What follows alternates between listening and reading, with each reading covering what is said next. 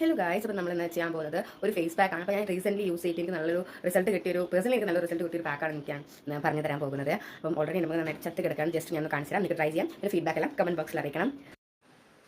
അപ്പോൾ ഗൈസ്, ഇതിലേക്ക് കുറച്ച് ഉഴുന്ന് പരിപ്പ് നന്നായിട്ട് മിക്സ് ചെയ്തിട്ട് അതിലേക്ക് റൈസ് പൗഡറും വീറ്റ് പൗഡറും ആഡ് ചെയ്യാം. ഇതൊരു കണ്ടെയ്നറിലാക്കിയിട്ട് നന്നായിട്ട് ഫ്രിഡ്ജിൽ വെച്ച് നമുക്ക് കുറേ വീക്കായിട്ട് യൂസ് ചെയ്യാൻ കഴിയും.